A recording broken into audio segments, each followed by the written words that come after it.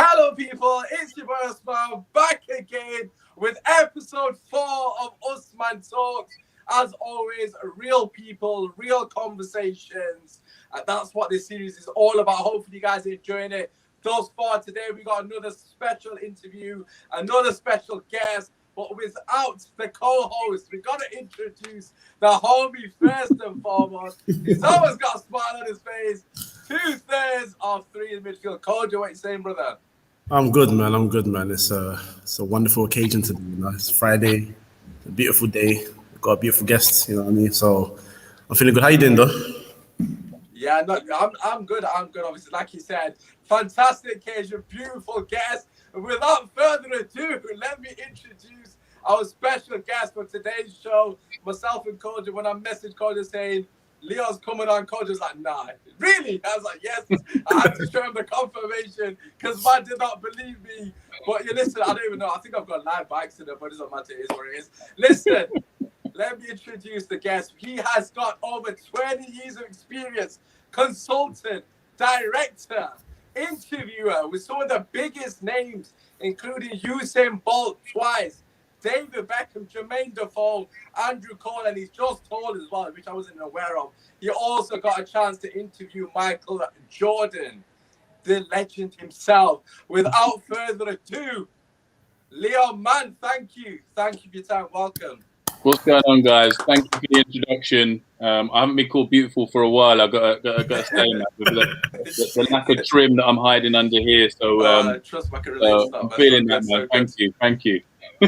Absolute pleasure. Like I said, I've gone live. It was meant to be pre-recorded, but I've clicked live now. It is what it is. Make sure you get your comments in, drop a like, all that good stuff. Obviously, subscribe for more content. Listen, as I was saying to you prior to coming on live, it's been very difficult to just hone in on a couple of questions for you because you've got so much fantastic work in terms of body work as well. So I kind of just focus on yourself as an individual, your journey in particular, and obviously we'll do a bit more topical thing as we go along. But first and foremost, I just want to get an understanding of where it all began for you in terms of, you know, right at the beginning, where you're always sort of in your head, I'm always going to go down this route of work. I'm always going to be a filmmaker, interviewer. Was this always a passion of yours, or was it something that you sort of grew into as you got through the sort of ladder, so to speak? Yeah, no, I mean, to be honest, thinking back now, and I spend a lot of time speaking to young people who've got aspirations to be doing lots of different things, but particularly the media. You know, if I think back to when I was 18, did I want to be a sports journalist? Yes. Did I think it would be possible? No. So did I pursue it? No. Went off to university, very fortunate to go to university. I did a geography degree just because it was basically something I thought, yeah, world studies, yeah, I like maps and I like talking about different places in the world. Come out of university, and then actually I kind of asked myself, well, if I'm going to be in work, like I want to enjoy it. That's first and foremost. You know, it's not really about money or anything like that. It's about I'm going to spend a lot of my life breathing in this place of work doing this thing. So I have to go after what I want to go after. And at that stage, it was just like, I'm going to go after working in football because I love football. If I could do anything, it would be talking and listening and being engaged in football all the time. And actually, for me, I kind of wanted to do it in a kind of meaningful way as I felt at the time. And then I was just lucky. Like luck's a massive part of everybody's journey, right? It's a massive, massive part. And I got lucky that my sister knew somebody who was connected to somebody with the Kick Racism Out Football campaign. And then I volunteered. Next thing you know, boom, I'm on my way. So, so a load of luck, you know, a load of, you know, different things swirling around my head. But it was about what do I want to do in my life that I'm going to enjoy what I'm doing. And that is like a massive privilege. But when you're young, you kind of can have the opportunity to go after those things before you get a family, etc. And it creates other pressures, which mean that you may not be able to kind of do the things that you need to do in the way that you want to do because of other kind of pressures. But that was it, man. And then I was off. Then it was just about enjoying the journey. Once you enjoy doing anything, you know, people watching this will be, I enjoy exercise, and they're down the gym all the time, or they're running or whatever it is. Music, whatever it is.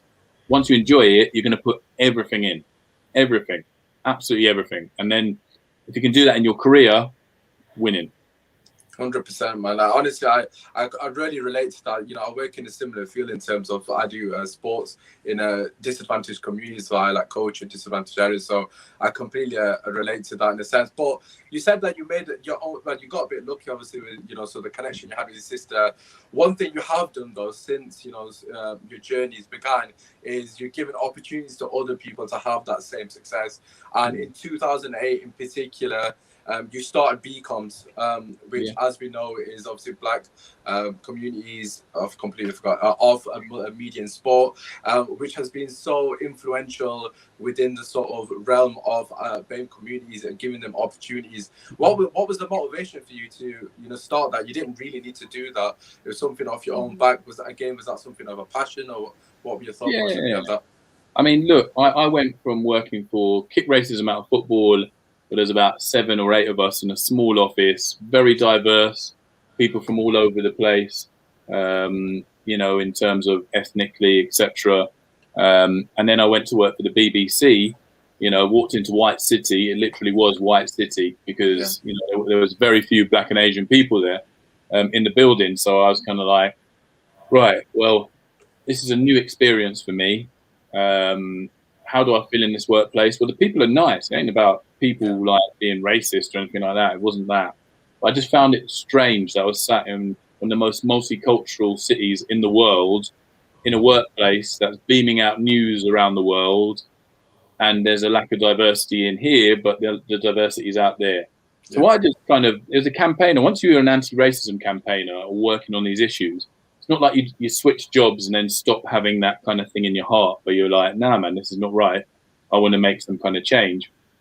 So the campaigner in me, I just went and knocked on some doors, had some conversations, brought together some brilliant other people who are thinking exactly the same as me. And then we just got doing some work.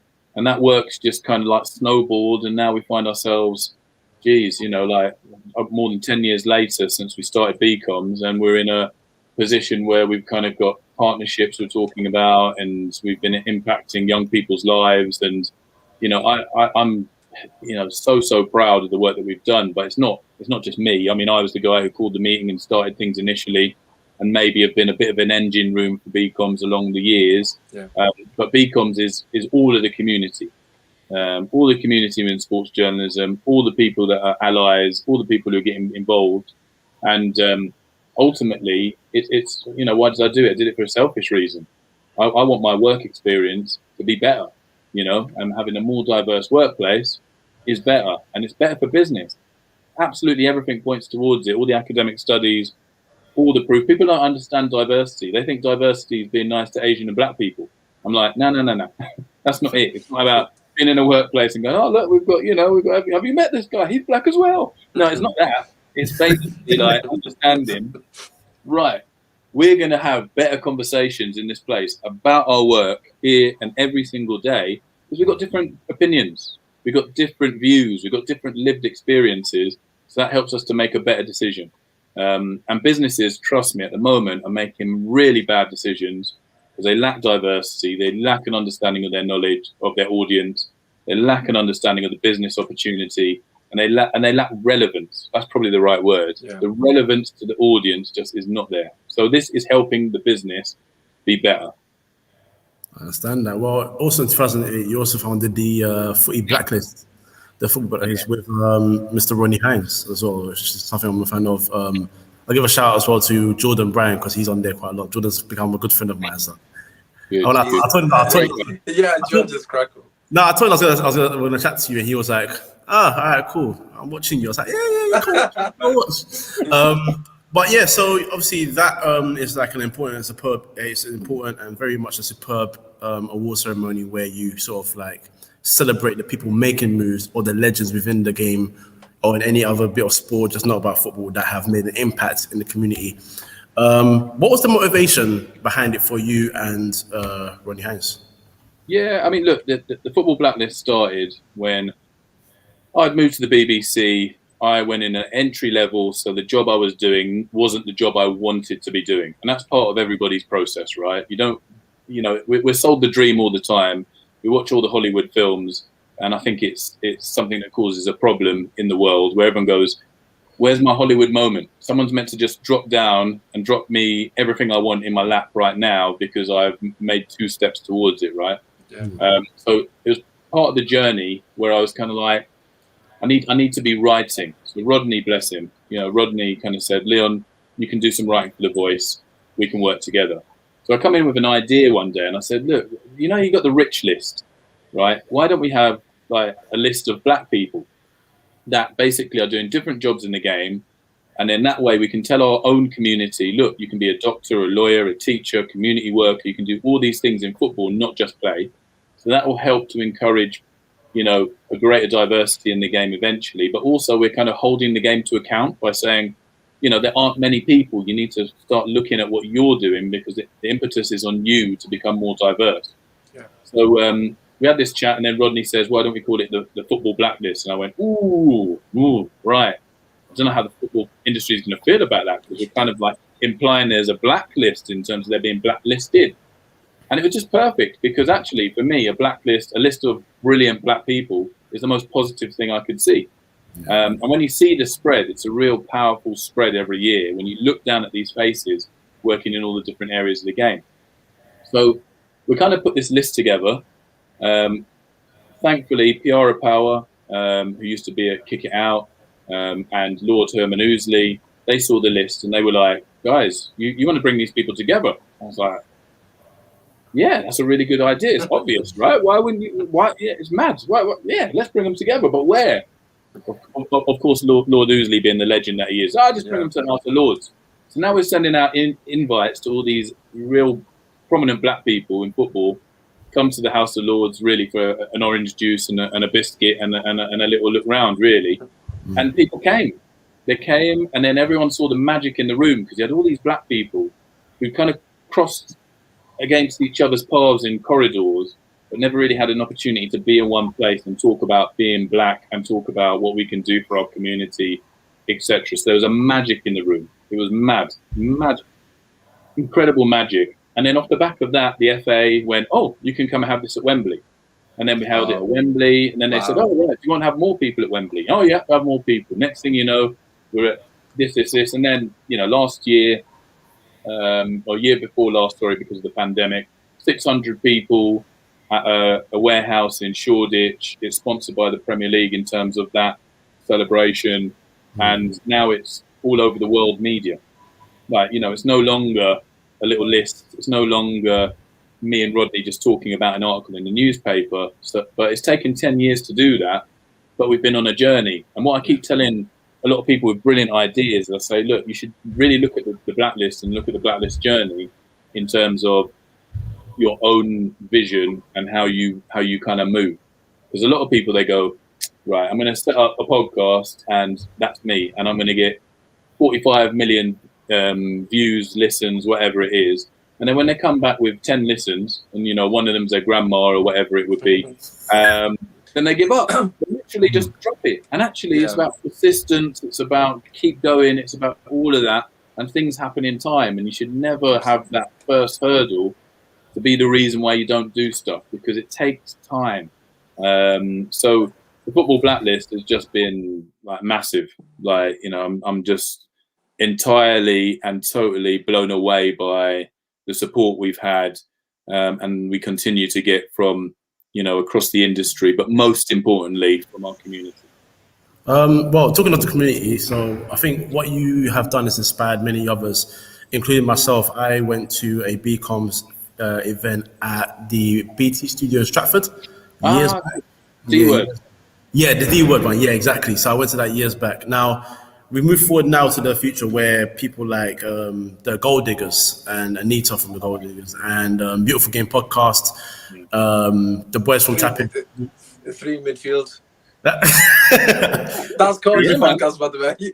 Shout yourself out, Kojo. Come on. Yeah, Free Midfield Podcast. Me and my boy Cahill. The third one, Darren, not there anymore. And who else? I was going to say Tapping Football as well. They've done their thing. They've come and they've all admittedly, and I rightly said that they've taken inspiration from you and many others. And now you see their faces on Sky Sports, Eurosport, and all over YouTube because they've made an impact in today's football. Now, I remember there's an article where you worked for the BBC and you recorded meeting Damian Johnson, and you asked him if it was a football, who he's played for, because obviously Yeah. he's sports people within the game that would be on TV talking about now sports. But how big do you think it is, the impact of having now all these people who are not been sports footballers or cricketers or tennis players? How big an impact is it? Because they're good at talking about the sport, maybe just as well as anybody else. How important is that impact? And do you think your inspiration, when you're talking about trying to inspire and help others, do you think they'll take them on to the next level?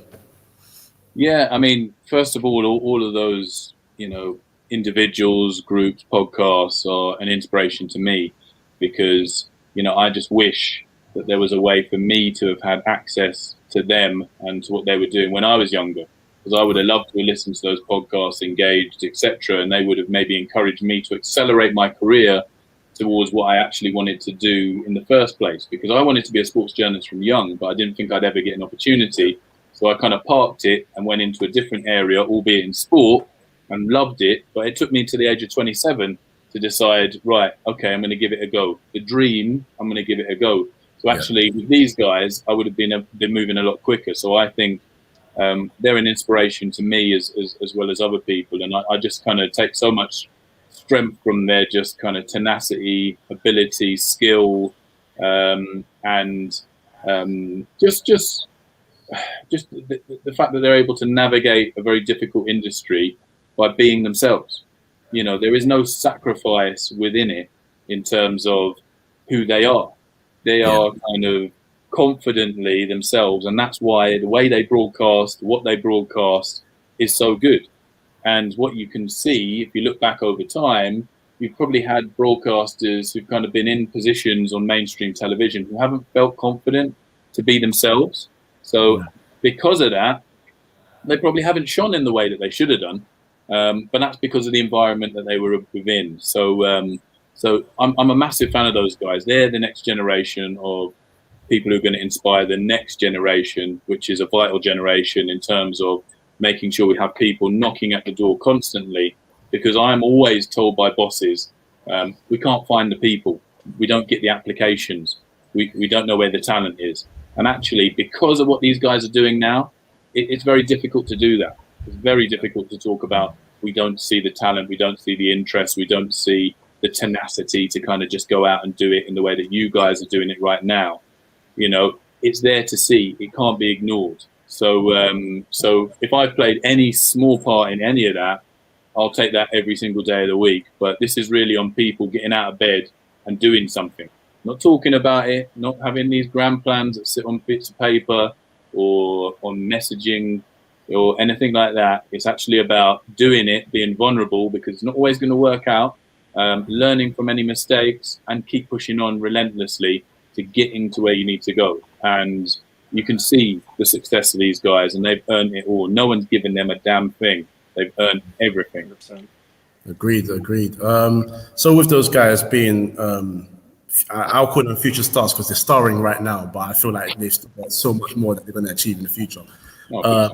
In relation to that, your Once to Watch award is now named after the late Ugo Eyo, a legend in the football community, for the BAME community. After he passed away, unfortunately that year, after he had won an award as well, how important was it to name the Once to Watch award, obviously, like to acknowledge his legacy, I guess?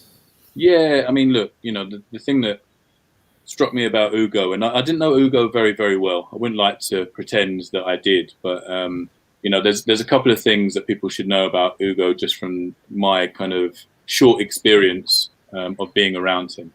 First of all, when we sent out the invitations by email for people to sign up for the football blacklist in the year that he came along and won, and he didn't know he'd won, by the way, when he received this invite, the very first person to reply out of about 500-600 people that we invited by email was Ugo Eyo.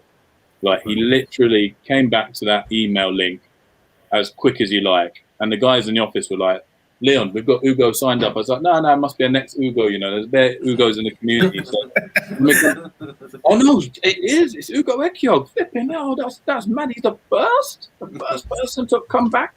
Wow, it was like amazing. And then him on the night, he came along with his brother, and they're both Hackney boys. I didn't really realise that, and I'm from Haringey, but I'm not. That's really part of it. But they're both Hackney boys, so they kind of you could tell that they were on a brothers' evening out together. You know, at the Football Blacklist. It's in Shoreditch, just down the road. You know, from Hackney, where they kind of would have grown up and stuff. Yeah. And Ugo was just so at home, despite being, you know, people in that space would have gone up to him and asked him for autograph and for a picture and for advice, etc.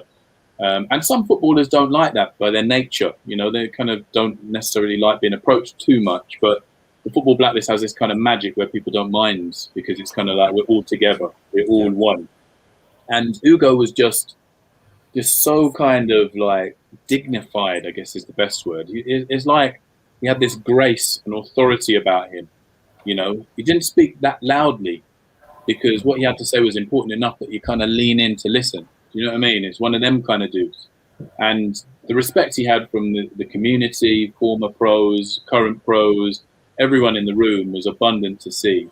And when he passed away, it hit everyone hard because of that evening as well for many people in the room and the people I was around, I think, because that kind of brought it to life. And that evening when he left, he gave some money to a homeless person. And I know about this because he tweeted about it. One of his last tweets where he actually tweeted, been at a great event tonight, saw a homeless person, just gave him £20, hashtag do something kind. Yeah. And I was just like, wow, just a sign of the guy. And, you know, speaking to, you know, his wife and, you know, hearing from her about what it meant for Ugo to come back with this award, because he didn't expect to get it. You know, to me, underline what his community meant to him. So when we had an opportunity to name that part of the Football Blacklist after him, it was a no-brainer. It was an absolute no-brainer for us. We really wanted to do it. The only thing for us to kind of decide was, you know, how do we ask the family for permission to be able to do this? And thankfully, they were happy to do that. That's beautiful.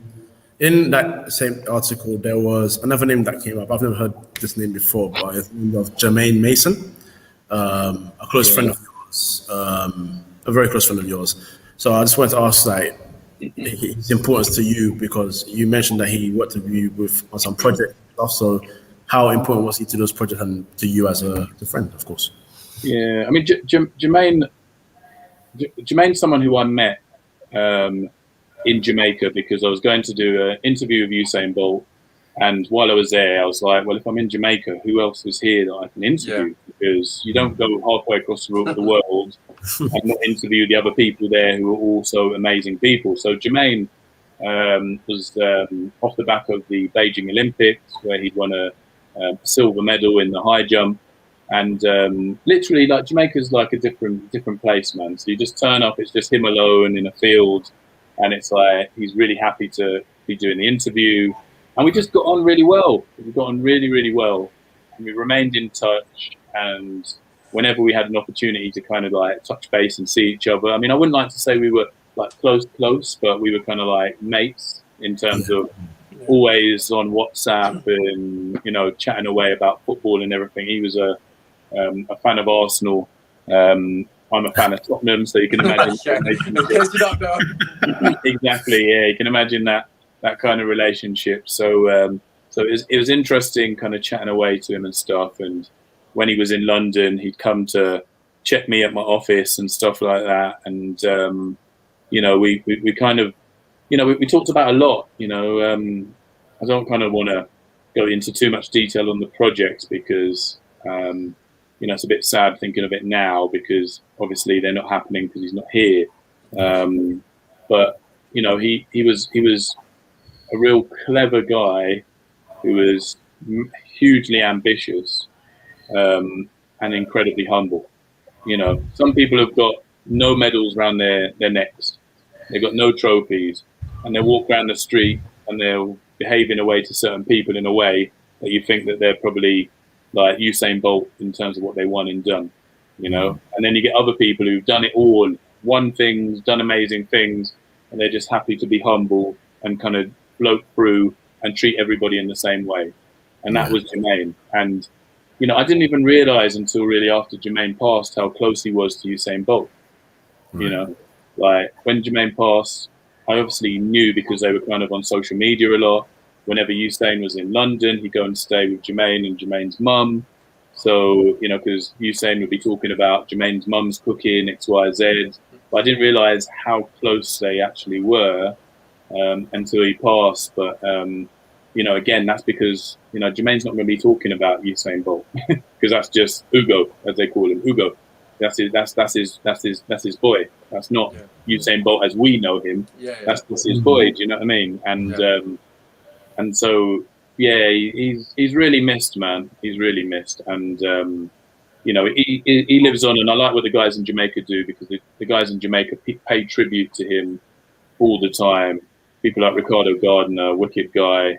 He played for Bolton in Jamaica. Really brilliant guy, and they're all part of a friendship group that you can see on social media, like Usain, Ricardo, a guy called NJ, and like a good group of Jamaican guys. And being a fellow Jamaican as well, it's nice to see that kind of sense of, you know, brotherhood. And it's just such a shame that Jermaine's not here now. Yeah, no, absolutely. I think in terms of Jermaine, obviously 4 times gold Olympic medalist as well. Like you said, he's won it all, really. Another person that has won it all, and another project that you know have just started, the Trail Blazers series, is beautiful segue really to Serena Williams episode that was released today. I have watched it. I promise I won't give any spoilers. I'll try my best not to give. And obviously, we have to ask you questions. I've been excited to speak to you about it because obviously I enjoyed watching it. I was really excited about the series. We've got Nino in here as well, obviously from the Beautiful Game podcast. The homie, obviously huge inspiration for myself and Kojo. Obviously we did an interview there a couple of weeks ago. Big up to you as well, bro. I've got to ask you before you obviously go into that actual episode itself. You know, the partnership with Eurosport as well. What was kind of the sort of, you know, starting? How did you come to sort of the conversation? How did you sort of materialize the project, so to speak? Yeah, I mean, I've had a production company for a while, just kind of quietly bubbling away, doing lots of different projects.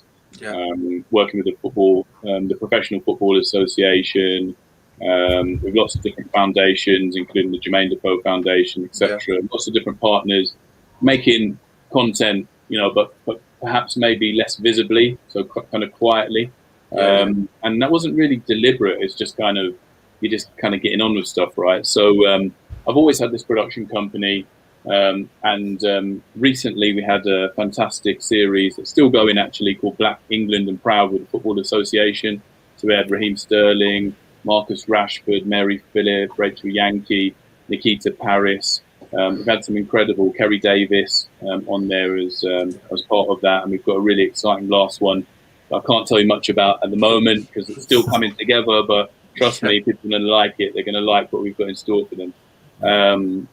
And then through just the work that we've been doing, had a conversation with Eurosport, the brilliant guys at Eurosport, and they kind of wanted to look at how we could collaborate. They had some ideas, we had some ideas. We kind of married them in the middle. We came up with some creatives, and we made it happen. You know, that's kind of the long and short of it. And we're delighted that today Serena Williams feature is up on the Eurosport YouTube, so go and check that out if you can.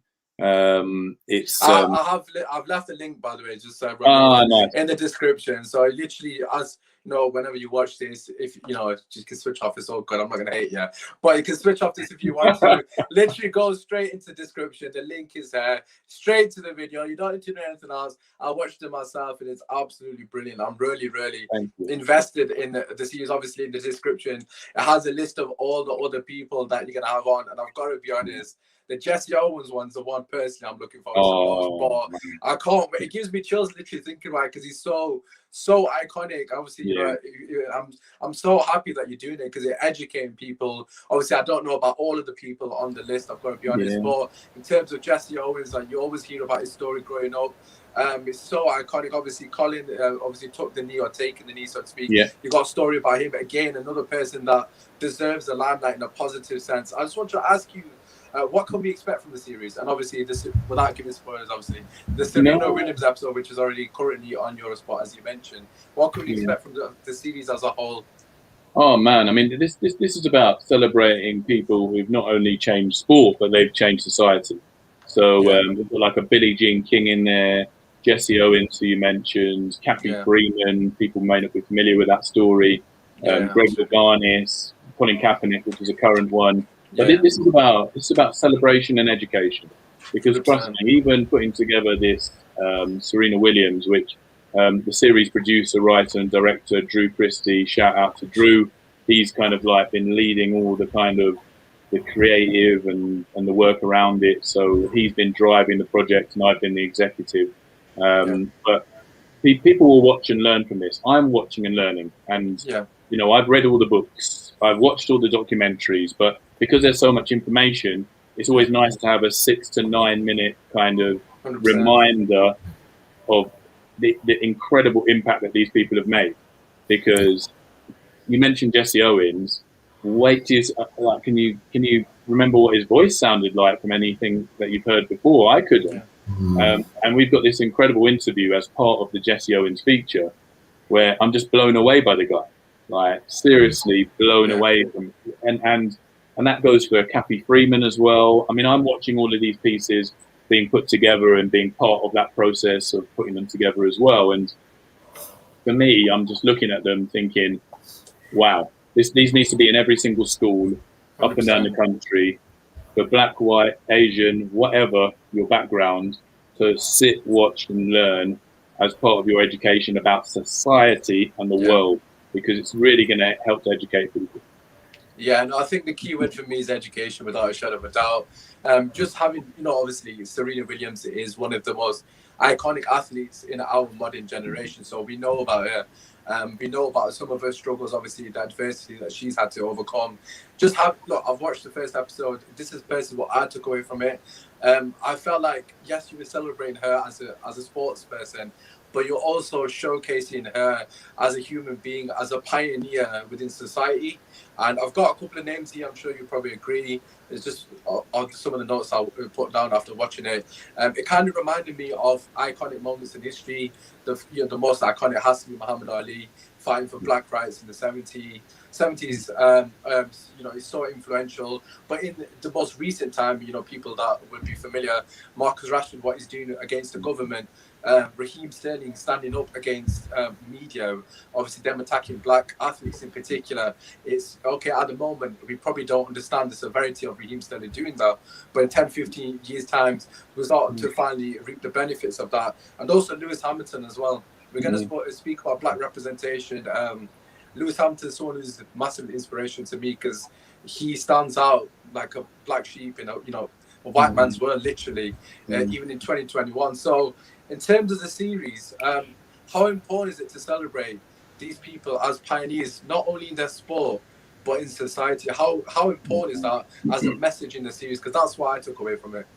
Yeah, I mean, I'm really pleased, first of all, that you kind of, you know, resonated with what we were trying to do, because everything you're saying is how we wanted to impact people. Because the thing with content is, you know, put content together, but how do you want it to make an impact? You know, you might just want people to laugh.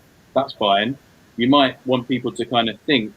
And that's kind of what we wanted with this. We want people to think. We want it to kind of connect with younger audiences, because sometimes the way history and our history can be framed is in a way that actually isn't accessible to some of our young people. So that's why you'll notice the music choices, you'll notice the graphics, and you'll notice the duration is kind of, hopefully kind of like relevant to younger audiences, while older audiences can still sit through it and enjoy it as well. But, you know, in terms of what we wanted to achieve. We wanted to move people to kind of understand the challenges that people have been through, but also, maybe to see themselves in this as well, because we've all been on our own journeys, right? Absolutely. Have we all faced racism? I certainly have, right? So how did I deal with it? How would I speak to my children for them to deal with it? People don't always necessarily have that information necessarily within their own networks. So actually, if we can use content to help people in terms of how they can deal with things, then I think that has a big, big place beyond being an engaging bit of content for entertainment and education purposes. Yeah, no, the question I was going to follow up on, you kind of answered it to an extent anyways, but I'll ask you anyways. As well, myself and Kojo, we do a lot of work in communities, in particular using sport as a tool to bring people together. I actually, I spoke to you before we came on. I actually did a lot of events for Football United's Racing Divides, otherwise known as Third. So they do a lot of events in Sheffield in particular to bring people together, and I tend to organise the events, etc. But do you kind of, in terms of the scene as well, is it almost like you're using sport as a tool to bring people together, not only to educate them about people's sort of, past in terms of success, but in terms of society? Because there was a bit that you almost sort of, you kind of spoke about her adversity that she's obviously we're aware of, the racism that she's had to ordeal, people sort of put her in a box because of the way she looks, the way her build is, etc.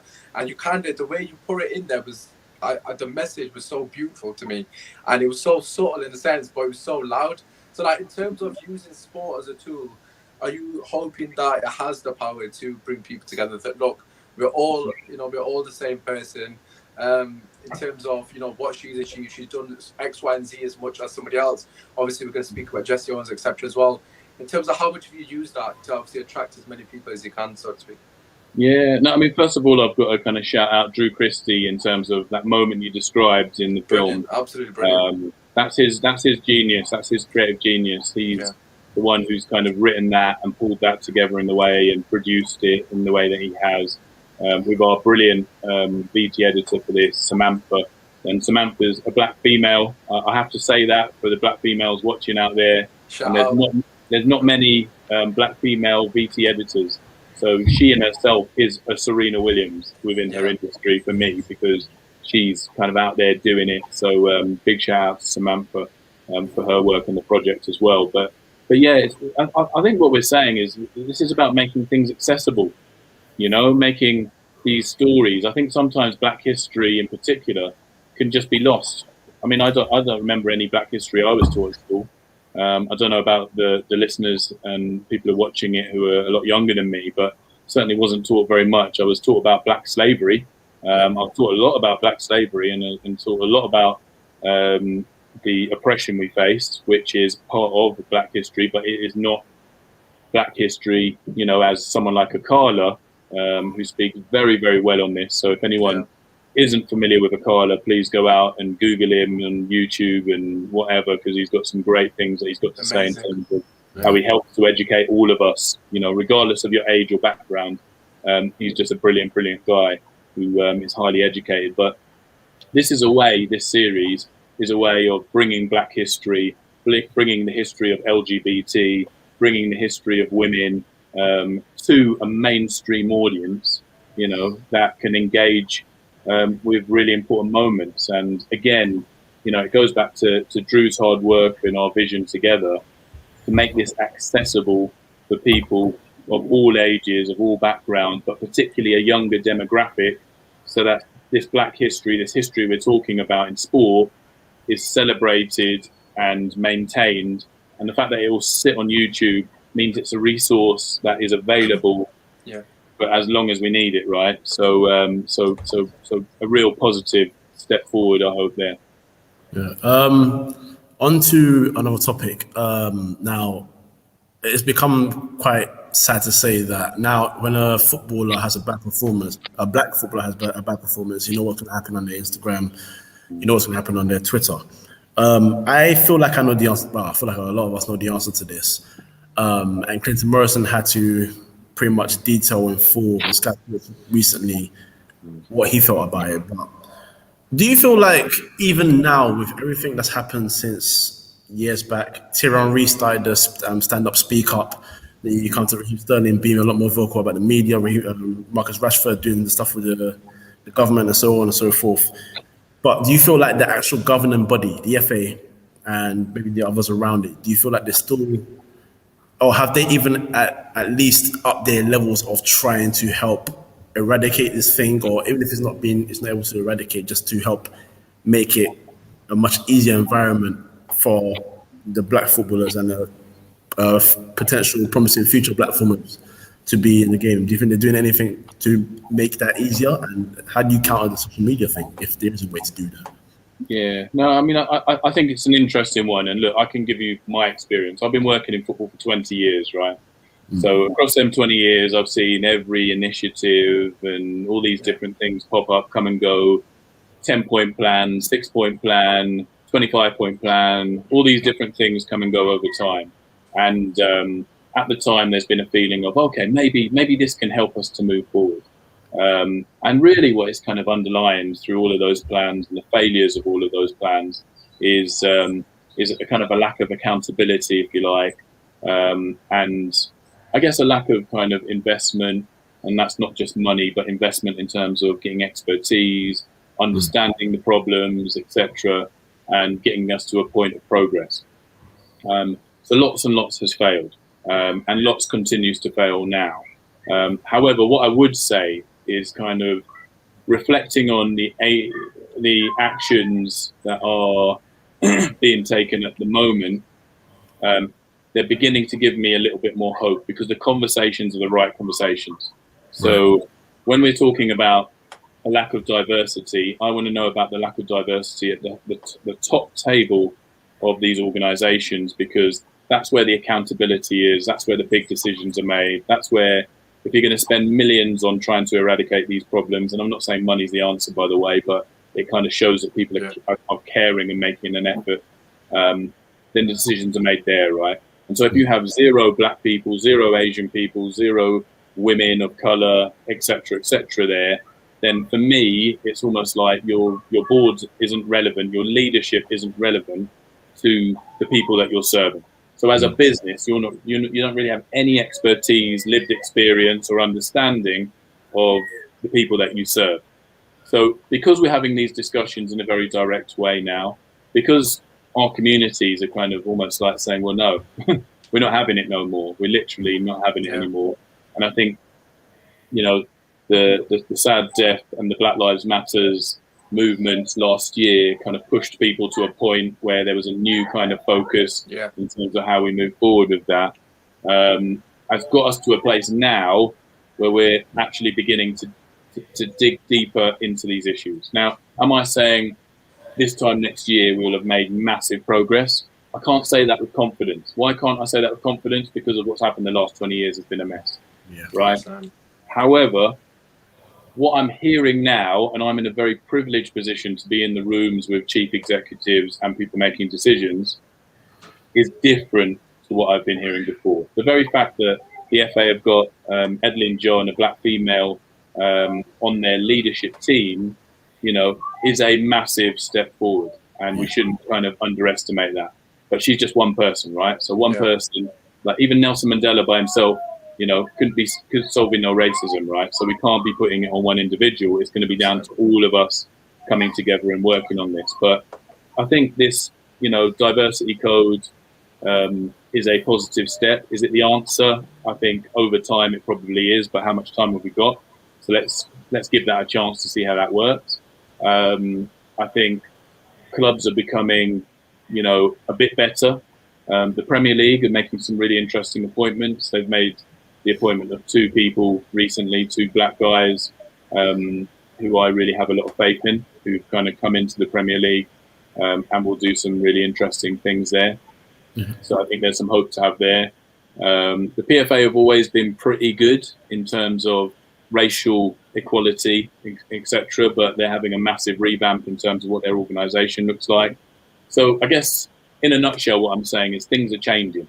But the problem is during this time of change, and I've experienced 20 years of it, and others have experienced 50, 60, years of it themselves.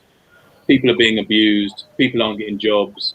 People are not getting their opportunities, and these systems continue to lock out Black and Asian people, people with disabilities, LGBT, women, and that's a problem. So it's always a problem, and I don't think anybody should be at this point saying we should all be really happy with where we are or where we're going. I think the right word is hopeful, but the action has to be accountability. I want to see people lose their jobs if we're not moving this forward. And I'm not talking about people who are delivering with no support. I'm talking about chief executives. I'm talking about board members. I'm talking about people on leadership teams. This is a core business objective. This is not being nice to Black and Asian people. This is a core business objective. And as long as leaders understand that, they will work their asses off to make sure that works. Because the last 20 years feels like it's been, well, it'd be nice to have some more Black and Asian people around here. And that is not the way that you do business. It just isn't, It'd be nice if my walls were a different color. I might do it one day. Let's see. If it's like, geez, if I need to sell this house, so I'm going to paint these walls tomorrow. Yeah. You see the difference, right? And that's where I think we need to be in how we approach this. This is a business thing we're dealing with now. And that's the only thing that's going to move these guys to do it. This is about, if you impact people's money, that's when they move, If you impact the money, that's when people move. If you want to impact their hearts and minds, well, let's see. Let's give them another book to read on Black Lives Matter. You know what I mean? It's kind of like it's so true as well, and it really is. Let's get to business. If someone cuts off my money, trust me, I'm moving tomorrow. I'm sorting that out. Man's driving there straight. Forget tomorrow, I might be going tonight. Yeah, exactly. Yeah, and if someone's, well, do you fancy this? You fancy that? You fancy dropping in? Fancy a conversation about this? No urgency. Yeah. Oh, right, you're cutting my money off. What? So am I going to pay my bills? How am I going to? That's when people start to move, and actually, that's the kind of energy and strategy that will move this. And that goes for all the abuse we're seeing across all the platforms at the moment, all of the kind of ways that the different businesses and football and society are operating. They're not really going to move in the same way that we probably want them to move until there becomes a core business reason to do that impacts their bottom line. What about your thoughts on the taking of the knee? Obviously, you're going to do a Trailblazers on Colin Kaepernick, so we're not going to say anything for that. But he started he was the first one to go on his knee, and that took the world by storm. And it was taken well by one side, and the other side was completely not taken well. But now we come to the Premier League now. The movement of Black Lives Matter has gone even more bigger than it needed to do, and it needed to be so. Mm-hmm. But do you feel like in the like how Les Ferdinand said that he feels like it's just become more of like a token, just a kind of scenario rather than what's your thoughts on the taking now anyway in football? I think it's a really interesting one, and with Colin Kaepernick, there was a female NBA star who took the knee before him. So again, this is one of the things. And listen, I can't tell you her name right now, right? The thing is, I actually searched this, and I searched who started taking the knee. She's not even mentioned once. Exactly, yeah. That's crazy. Okay. And this is what goes back to what I was saying earlier about our history in terms of Black history, right?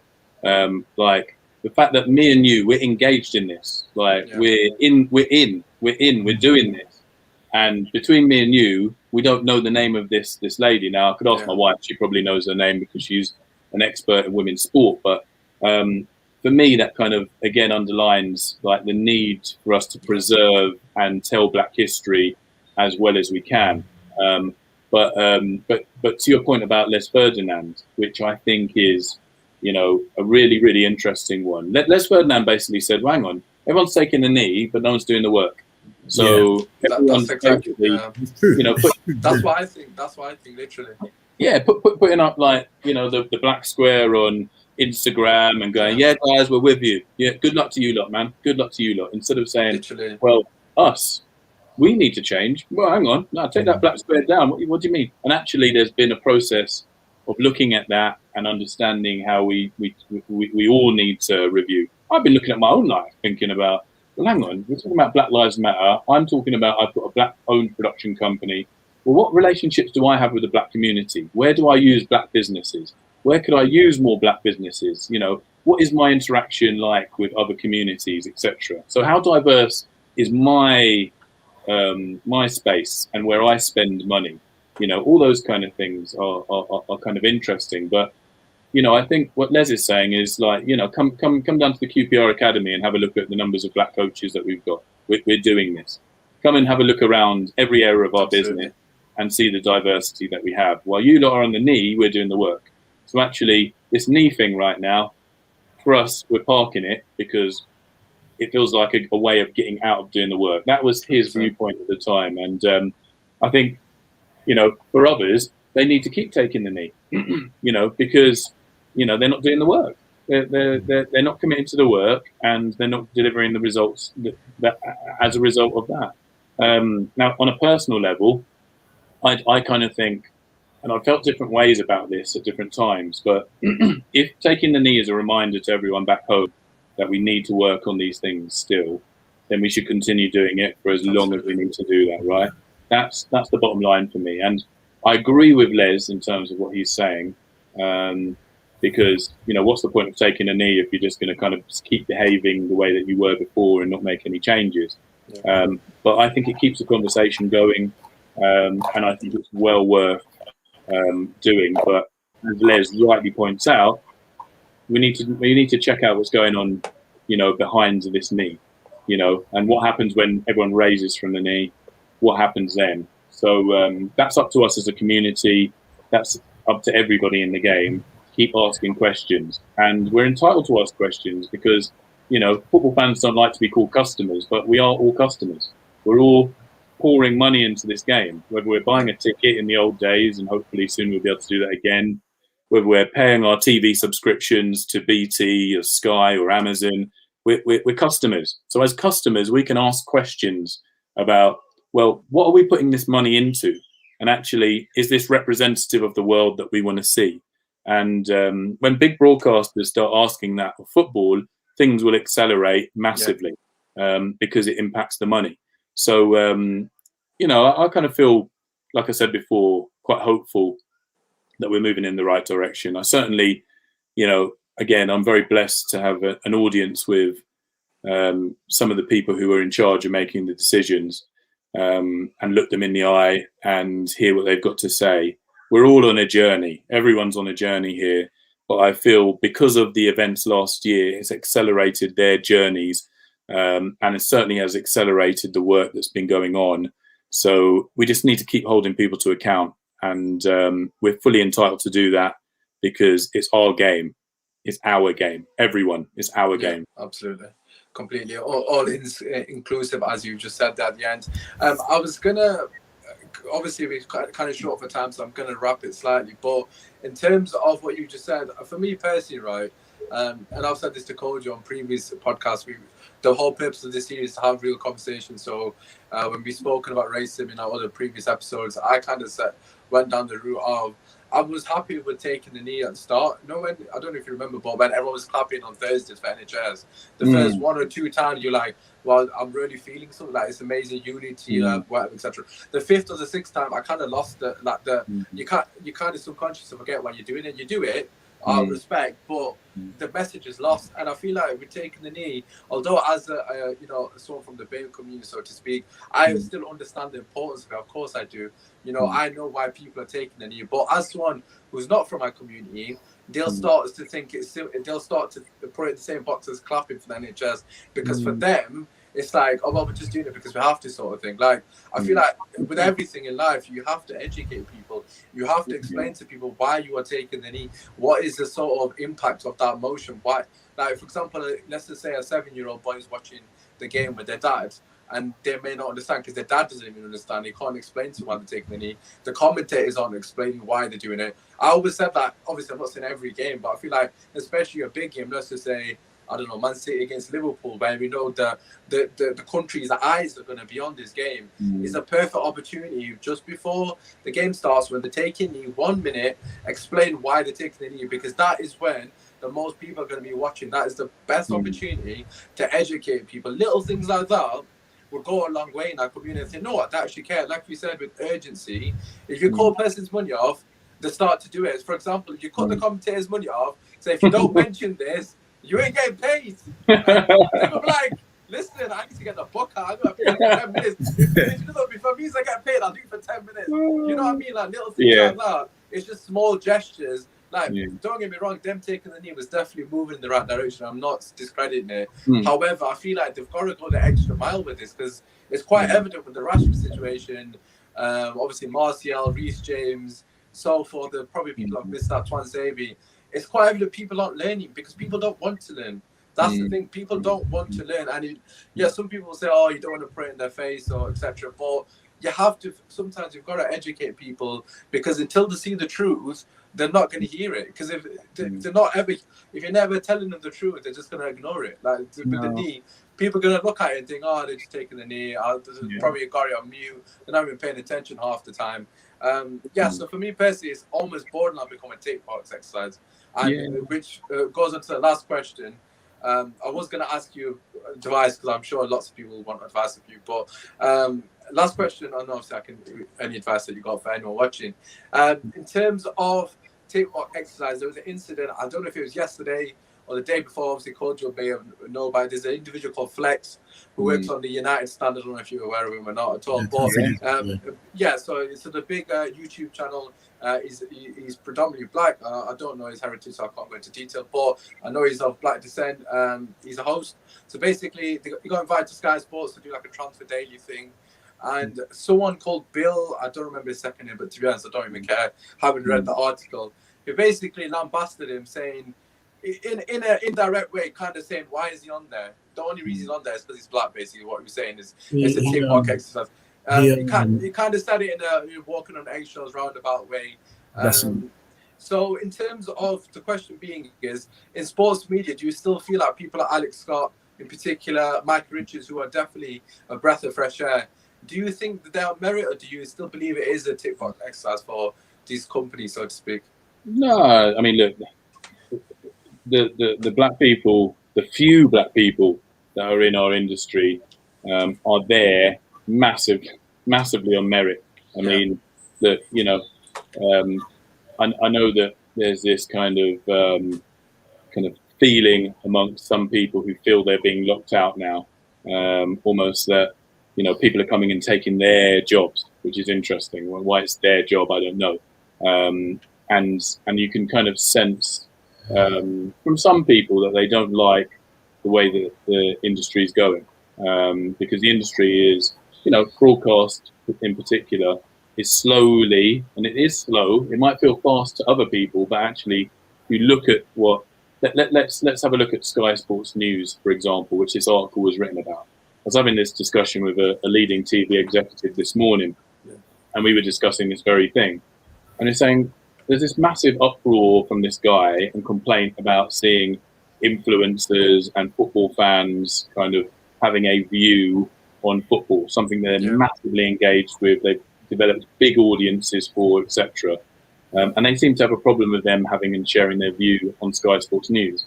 Now, if you kind of did a percentage pie chart of how much time Sky Sports News spend speaking to people who represent a different demographic, so younger people, black people, Asian people, it wouldn't be a big part of that pie. It just wouldn't be, right? Because it's round the clock coverage where you've got your traditional football sports journalists contributing all the time. You've got your reporters on the ground all the time. So actually it's a small little slither of time across the entire day that's given to an audience that, to influencers that may appeal to a different demographic that television is desperate to get into, because they know that people's viewing habits are changing. You know, someone asked me the other day, when was the last time you watched the news on a linear TV? And I was like, geez, yeah, it's a good question. Despite coronavirus, I'm watching things on this. You know what I mean? I'm viewing it on this screen. And yes, I do watch it on linear TV as well, but very much. In fact, I use my linear TV for Netflix and Amazon, really, if I'm thinking about it now, and to watch football. Those three things. Outside of that, I can watch it on catch up or whatever device or however.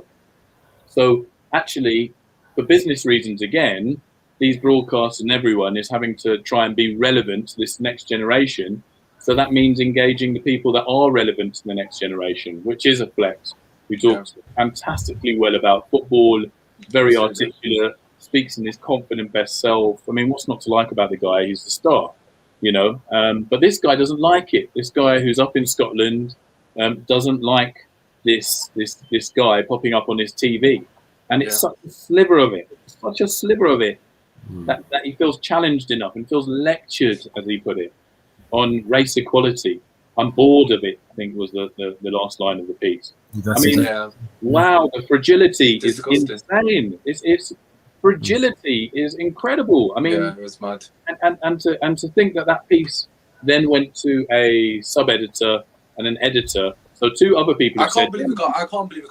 I mean, look, that's not good enough. And you know, I know that there will be lots and lots of people at News UK as an organisation who will be deeply embarrassed, and rightly so, about what's happened there. And really, people will judge News UK based on the response that they have and how they kind of deal with this issue. And I know that you know, Flex has been very articulate in terms of how he's kind of laid this down. So big up to him. But yeah, it underlines the challenges, because sometimes I think, you know, I don't know about you guys, but I live in a world where I surround myself with people who I get on with, and even if I have a difference of opinion, we're kind of cool. So we can kind of have those discussions where we have a difference of opinion. But actually, there's people out there who aren't in my networks and never will be, who have viciously different ways of thinking about the world. And we have to be conscious of them and the large numbers of them in terms of how our society goes, because at some point we're going to have to knock heads and work out how we move forward together, because I get the sense that there's a lot of people out there who are like this guy who's written this article, but who just aren't saying it, and they're the dangerous. That is the problem. They're not giving jobs to people, and behaving in a certain way, and they're the dangerous ones 100%. As well, you know. So we've got to be careful, and that's why these conversations are so vital and so important for us to make any kind of progress. Yeah, absolutely. Listen, I'm going to finish that because I know Kojo and both yourself, you know, you're short for time. I was going to say a massive thank you first and foremost. Basically, as you've kind of just finished it so perfectly. That is the whole purpose of this series, to have these conversations. Obviously, some of the episodes that we've had, the one we had last week was about men's mental health, which I know you are involved in the charity as well. Kaleidoscope. I couldn't pronounce the word completely, so I didn't mention it. I was like, he's in the charity for mental. I need to mention it, but I know I'm going to butcher it. So I was like, I left it. But obviously, I know we're going to ask you about men's mental health, but we run out of time. But yeah, continue to support the content. We're going to continue to have the conversation. Even if 3 people listen, it's important that we raise awareness about these matters. I just say a massive thank you to my co-host, first and foremost, Kojo, the homie. His links are down below. And obviously, our special guest, Leon Mann. Thank you very much for coming on. It's been an absolute pleasure, man. Thank you for the invite, guys. Thank you for the invite. Obviously, make sure you go into the description. Episode 1 is there. It's out now on Eurosport YouTube. Obviously, make sure you check it out. It's so inspirational. Obviously, you guys can tell, but I'm quite passionate about the whole topic. But yeah, show love to him on his socials. They're down below as well. If you don't already know who he is, I don't know. You must be hiding under a rock, but it is what it is. But anyways, we've not mentioned Spurs for good reason. Hopefully, Spurs are back soon. Just keep your head up. Just keep your head up all the time. Keep your head up, Leon. Don't worry. Good times are coming. Good times are coming. Apart from that, it's been your boy Usmaan. We'll be back tomorrow with a watch along and some content regarding Manchester United. It's been your boy. Peace.